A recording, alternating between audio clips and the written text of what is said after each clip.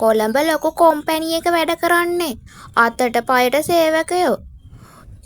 ලොකු මහත්තරුන්ට උපදෙස් දෙන්න තියෙන්නේ.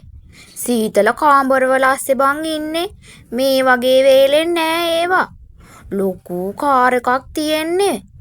මං ඉතින් බැලුවේ පෙළවහක්වත් කරලා දෙන්න ඕනේ. අපේ පුතාට ඉතින් ගැලපෙන්නේ ඉතින් මේ ගමේ ගොඩේ කෙල්ලෝ නෙමෙයිනේ. ඔය දොස්තර නෝනා කෙනෙක්වත් හොයන්න ඕනේ බං. දැන් කාලේ ඉතින් එහෙම උන් නෑනේ බං මේ ගම්වල. මං බැලුවේ මේ පත්තරේටවත් දාන්න කියලා. ඒකටත් හෙට අනිද්දා නගරේ පැත්තට යන්න ඕනේ බං. ඉතින් අක්කා ඔය කතාව මට කලිනුත් කිව්වනේ. දැන් දෙතුන් සැරයක්ම කිව්වා. අක්කා ඉතින් තාම දැම්මේ නැතයි නගරයට ඕක ගිහිල්ලා. කොහේ යන්නද බං? අපේ පුතා එවන්නේ බං ඔය ඩොලර්ද මොනවද කියලා එකක්නේ බං. ඌව මාරු කරන්න ඉතින් බැංකු ගානේ යන්න ඕනේ. කොළ පුරවන්නත් ඕනේ. උඹලට ඉතින් ඕව තේරෙන්නේ නෑ බං මම මේ කිව්වට. මට ඕව කරන්න තේරෙන්නේ නෑ. ඔය හෙට අනිද්දාට එන්න නැතෑ බං. එතකොට මං ඔය ඩොලර් ටිකක් අරගෙන ඕක පත්තරේට දානවා. ඒ වුණාට අක්කා හැමදාම කඩේට ණය තියනවානේ. හැමදාම ණයට ගන්නවා විතරනේ ණය පියවන්නේ නෑනේ. හරි දෙන්නම් බං. මම මේ පොතට ලොකු ගාණක් එකතු වෙනකන් ඉන්නේ. ඔය පොඩි සල්ලි මල් ළඟ නෑ නෝෑ බං. පුතා එවන්නේ ලොකු සල්ලිනේ. මං උඹට සල්ලි දෙන්නම් ලොකු ගාණක් එකතු වුණාම. දැන් මට සීනි 500ක් දාලා දියන්කො බං පොතට. කුසුමාවතී නංගි. කොහෙද මේ යන්නේ? පොඩ්ඩක් හිටියනම්. මං අක්කේ මේ බැද්ද පැත්තට යන්න කියලා. කෙල්ල පන්ති ගියා අක්කේ නගරේ. එනකොට රෑ වෙනවා. මම මේ උන්දැව එක්කන් යන්න කියලා පරක්කු වෙනවා අක්කේ. මම ගිහින් එන්නද? කෙල්ල ගැන හැගහගෙන හිටපන් නංගි. අපේ කොල්ලෝ වගේ කොල්ලෝ අඩුයිනේ දැන් අද කාලේ. කෙල්ලව පරිස්සම් කරගනින්. අනේ දෙයියන්ගේ පිහිටෙන් අපේ කෙල්ල නම් එහෙම වැරදි කරන්නේ නෑ අක්කේ. හරි හොඳයි. මං කියන දේ හොඳට අහනවා. හොඳට ලකුණුත් ගන්නවා ඔය. අපේ කොල්ලා වගේ හොඳට ඉගෙනගෙන කොළඹ රස්සාවකට යන්න කියපන්. දැන් බලපන්කො බං අපේ කොල්ලා. මේ ගමේ එක කොල්ලෙට්ට පුළුවන් වුණා. අක්කාගේ පුතා කොළඹ මොකද කරන්නේ? ලොකු රස්සාවක්ද කරන්නේ ඔච්චරම? ඇයි ඉතින් අක්කා මෙහෙට වෙලා ඉන්නේ? ඌ බං මන්දිරයක් වගේ ඒ කොම්පැනි එක. උඹ දැකලා නෑනේ බං කොළඹ ඉතින් මේ જાතියකට. පුදුම ලොකුයි බං ඒ කොම්පැනිය. මිනිස්සුන්ට අණ දෙන්නේ අපේ කොල්ලා. අපේ කොල්ලා ඉන්නේ සීතල කාමරයක බං. අනේ ඉතින් ඉගෙන ගත්ත හින්දානේ බං මේ හැම දෙයක්ම. පුතා ඉතින් ඉන්න කාලේ හොඳට පාඩම් වැඩ කරානේ බං. මං ගිහින් එන්නම් අක්කේ. හොඳටම පරක්කු වුණා. කෙල්ල දැන් එනවත් ඇති. ඵලයන්. වෙලාවක කෙල්ලව එක්කන් වරෙන්කෝ අපේ කොල්ලා ළඟට. ඔය උපදෙස් ටිකක් එහෙම දෙන්න. උන්ට වටිනවා ඕවා. අම්මේ අම්මට තේ එකක් හදන්නද? අම්මේ මොනවද ඔය බලන්නේ? කට වහගෙන බලපන්කො බං. අර ගෙදර රණ්ඩුවක්ද කොහෙද? අර කෙල්ල මොකක් හරි කොල්ලෙක් එක්ක යාළු වෙලා. අනේ අම්මේ සිල් ගන්න නේද මේ ලෑස්ති වෙලා ඉන්නේ. ඉතින් ඔහොම ඒව බලන එක හරිද? අම්මා ඉතින් පේ වෙනව නේද ඊයේ රෑ ඉඳන්. ඔහොම අනුන්ගේ දේවල් හොයන්න හොඳ නෑ අම්මේ. මන් හෙව්වේ නෑ බං. උන් අපේ අසල්වැසියෝනේ. අසල්වැසියෝ කරන ඒවා ඉතින් හොයලා බලන්න එපැයි බං. මම මේ ඇහෙන හින්දා කන් දුන්නේ. ඒ කොල්ලා නම් කෙල්ලෙක් එක්ක යාළු වෙලා වගේ. හොඳට ඌම ගහනවද කොහෙදෝ බං. මට හිතුණා ඊයේ අරුන්දා උඩ දාගෙන යද්දි කොහේ හරි කොල්ලෙක් එක්ක නටන වැටි කියලා බං. අපේ කොල්ලා නම් කවදාවත් ඔහොම හැදුන්නේ නෑ. අනේ මන්දම්මේ අම්මලාගේ පුදුම සීලයක් තමයි තියෙන්නේ. අනුන්ගේ දේවල් හොයලා අන්තිමේට සිල් ගන්න යනවා.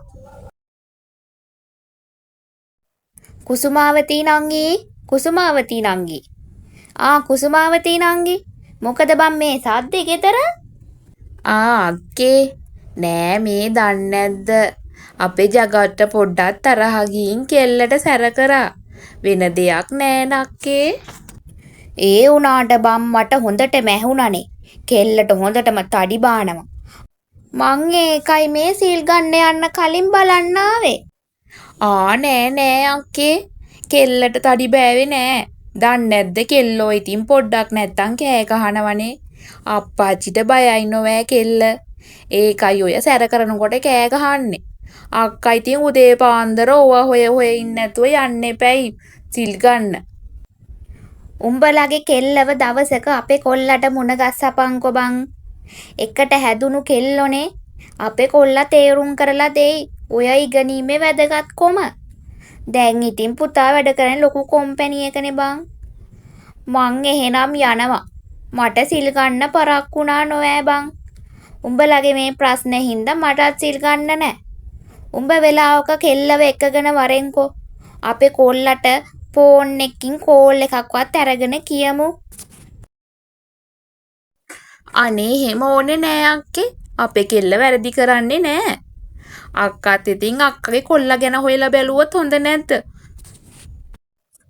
අපේ කොල්ලා වගේ කොල්ලේ බම් මේ අහලගම් 7ක ඉන්නවෑ බං. බලපංකෝ ඉතින් මන් දන්න කාලෙක ඉඳන් කොළඹ රස්සාවක් කරපු එකෙක් නෑ. මං යනවා බං. අපෝ අද උදෙන් මාවා ඉතින් කේලම් හොයාගෙන. ඕපදූප මල්ලා. එයාගේ පුතා විතරයි මෙතන හරි.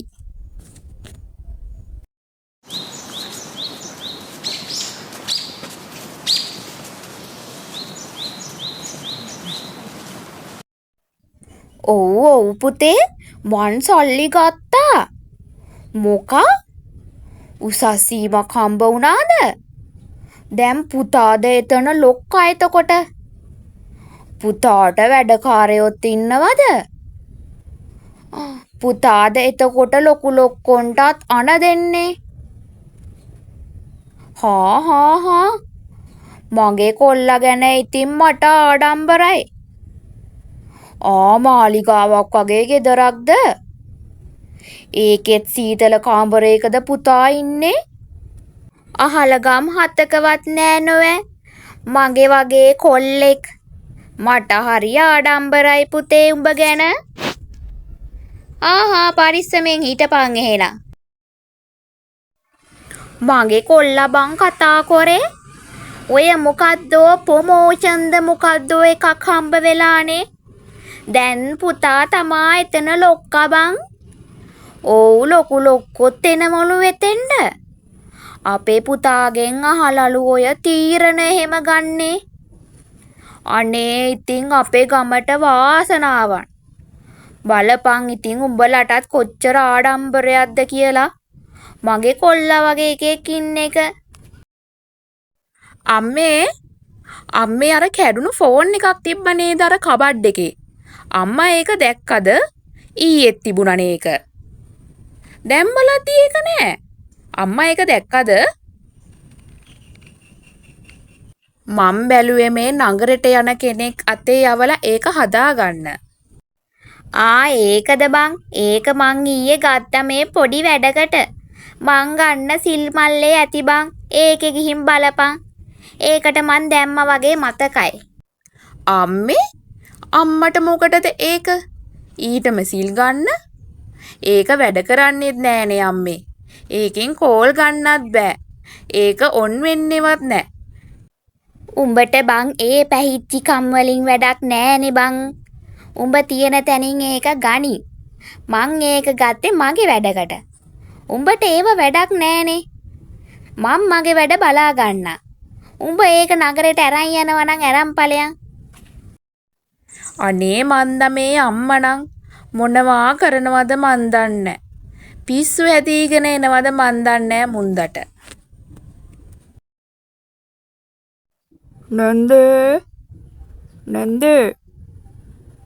නන්දේ මන් මේ පණිවිඩයක් කියලා යන්න ආවේ නන්දේ. මේ සිරිමත් කොළුවනේ. මොකද බම් මේ උදේ පාන්දර බෙරිහන් දෙන්නේ? නැන්දේ සුසිල් අයියා කතා කරා. හෙට අනිද්දාම ගෙදර එනවා කිව්වා. අයියාගේ කාමරේ පොඩ්ඩක් හදලා තියන්න කිව්වා ලොකුවට. ඕක තමයි කිව්වේ නැන්දේ. ඔන්න දැක්කද බං හැදෙන කොල්ලෝ. උඹලත් ඔය වගේම හැදියල්ලා. මයි යන්නන් නැන්දේ එහෙනම්. අයියට පණිවිඩයක් තිබ්බොත් එහෙම මට කියන්නකෝ. මං පණිවිඩේ දෙන්නම්. අයියට පණිවිඩේ හම්බුණා කියලා මං කියන්නම් නැන්දේ. අයියා ආවාම උඹ මේ පැත්තේ ඇවිල්ලා යන්න වරෙන්කෝ. මං උඹට උපදෙස් ටිකක් දෙන්න කියන්න. අපේ කොල්ලා වගේ කොළඹ රස්සාවක් කරන්ට. උඹලා ඉතින් තාම පොඩි උන්නේ. උඹලට තේරෙන්නේ නෑ සමාජයේ හැටි. උඹ වරෙන්කෝ. කෙල්ලේ කෙල්ලේ කෙල්ලේ මෙහෙ වරෙන්කෝ පොඩ්ඩක්. කෙල්ලේ මගේ පොතා එනවලු බං. මේ ගෙවල් දොරවල් නම් අස් කරන්න වෙයි. අනේ මන් දන්නේ මේ ගෙදර හරියට බඩුවක් මුට්ටුවක් නෑනේ. කොල්ලට මේවා කොහොම පෙන්වන්නද? මේ ගෙදර උන්ට කිසි උවමනාවකුත් නෑනේ දියුණු වෙන්න. මගේ කොල්ලට විතරයි දියුණු වෙන්න උවමනාවක් තියෙන්නේ. මම මේවා කොහොමද පෙන්වන්නේ දැන්? ඔව් මේ ගෙදර උන්ට ඇස් කන්නේ වගේ හිටපන්. මං කියන දේවල් ගණන් ගන්න එපා. උඹලටම තේරෙයි මෙව්ව කවදා හරි. පුතාගෙන් බැනුම් අහන්න වෙයිද දන්නේ මට අද. ඇබිත්තියා කොළුවට කියන්න ඕනේ ගමේ හාමුදුරුවන්ට කියන්න කියලා ආවාසගේ වැඩ පටන් ගන්න. කොල්ලා දැන් සල්ලි අරගෙන ඇවිල්ලා ගමේ උන්ට පේන්නම ආවාසගේ හදන්න ඕනේ. උන්ගේ ඇස්වලට කටු කහනවා වගේ තියෙයි. සුමනෝ මම මේ උඹව හම්බ වෙන්නමයි තකහණියේ ආවේ. අපේ කොල්ලා එනවලු බං කොළඹ ඉඳන් හෙට. අනේ ඒක නම් කොච්චර හොඳ දෙයක්ද අක්කේ. ඒක නෙමෙයි අක්කා මොකෝ තකහණියේ මාව හම්බ වෙන්න ආවේ. මොකක් හරි කාරණාවක්ද? කොල්ලා ඉතින් බං කොළඹ ගිහිල්ලා පළවෙනි පාරටනේ ගෙදර එන්නේ. මම බැලුවේ මේ කැවිලි ටිකක් හදාගන්න. උඹට කියලා. උඹට පුළුවන්ද එන්න අද හවස අපේ ගෙදර? කොල්ලා කාර් එකේ නැහින්දා බං වැඩ ගොඩක් තියෙනවා මට. කාර් එක නවත්තන්න තැනකුත් හදන්න එපැයි බං. මට ඕවා ඔක්කොම කරන්න බෑ. උඹට පුළුවන් නම් ඇවිල්ලා යන්න වරෙන්. උඹට බැරි ඈ හෙට කොල්ලාවාමත් එන්න. පොඩ්ඩක් කතා කරලා ඵලයන්. මං එහෙනම් යනවා බං. අනේ මන් දන්නේ මෙහෙමත් ගෑනු. එයාගේ පුතා විතරයි කොළඹ වැඩ කියලා හිතාගෙන ඉන්නේ. එපා වෙනකන් කියවනවා. මෙහි ගහ කපලා දාමුද කෙල්ලේ. කාර් එක නවත්තන්න බැරි වෙයි මෙතන. කාර් එක උඩට මේ ගහේ අත්තක් වැටුනොත් එහෙම ලක්ෂ ගානක කාර්නේ බං. මම නම් කියන්නේ අර කොළුවට එන්න කියලා මේක කපලා දාමු අපි. අම්මට පිස්සු දාම්මේ. මේ ඕන තරම් ඉඳුලේ ඉඩ තියෙන්නේ. මේ කොයි හරි කාර් එක නවත්තන්න නැත. ඔය ගහ ආස්සෙම නවත්තන්න ඕනේද? ඔය ගහ කපන්න එපා අම්මේ. ගස් කපන්න තහනම්.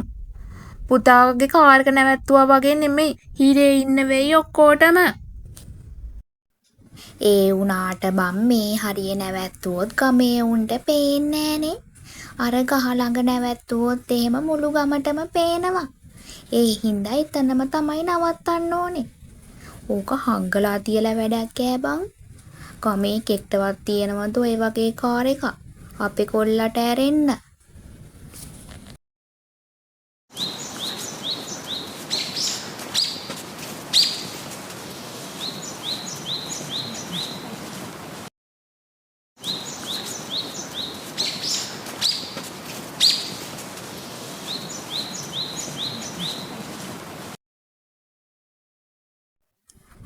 එනව නේද බං වහනයක්. අර කොල්ලා තමයි එනවැත්තේ. කාර් එකක් නෙමෙයි. ඔව් අම්මේ. එයා තමයි එන්නේ. කාර් එකක් නෙමෙයි. හැබැයි වීල් එක්කනේ එන්නේ. අනේ දෙයියනේ මගේ රම්බුව.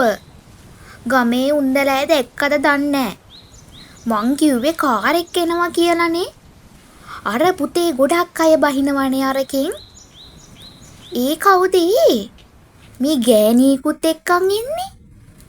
කෝ පුතේ උඹේ කාර් එක? මං හිතුවේ කාර් එකේ එයි කියලානේ.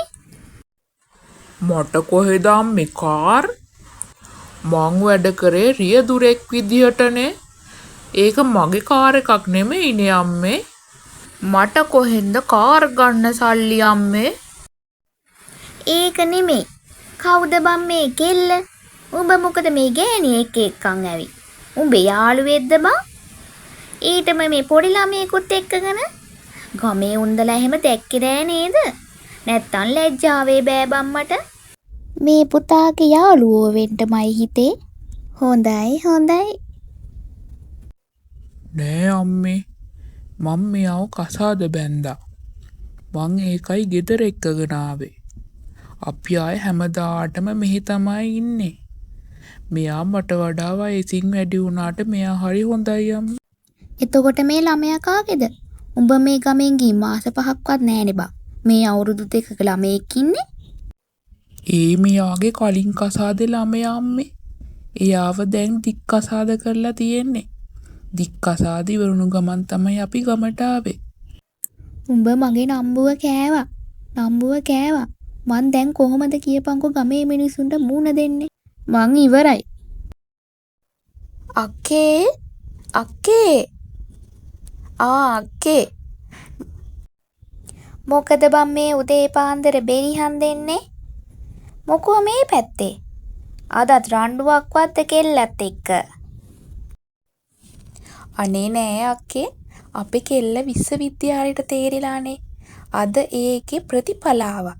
මම මේ අක්කට කියන්න ආවේ. අපේ කෙල්ලත් දැන් කොළඹ යනවා. අක්කගේ පුතා නම් ආවලු නේද? බැඳලාලු නේද එහෙදි? මේ ළඟදි සුනිල් ගාවට ඇවිත් තියෙන කුඹුරේ කොටසක් ඉල්ලගෙන අස්වද්දනවා කියන්නේ. දැන් රැකියාවක් නැල්ලු නේද? ගෙදරුනේ ඉන්නේ. අවුරුදු 2ක විතර ළමයෙකුත් ඉන්නවලු නේද දැන් පුතාට? අක්කත් දැන් එහෙනම් ආච්චි කෙනෙක් වුණා ඕන් එකපාරටම. ඕ බං මේ ටික කාලයක් ගමට වෙලා ඉන්න ඕනි කියන්නේ. උන්දට මාත් එක්ක ඉන්න ඕනෙලු. මාත් දැන් වයසයිනේ බං. උන්දට බය ඇති මාව තනි කරලා යන්න. ඒකයි ඔය ඉන්නේ. නැත්තම් කොළඹ මහත්තුරු කතා කරනවා හැමදාම. මන්නේ මේ යන්න දෙන්නේ නැත්තේ. මොනවා වුණත් ඉන්නේ එකානේ බං. ඕකව ළඟින් තියාගන්න එපැයි. අපි හැමදාම ජීවත් වෙන්නේ නෑනේ බං. මාත් කිව්වා ඔන්න ඔහේ කුඹුරක් කොටන් හිටපන් කියලා.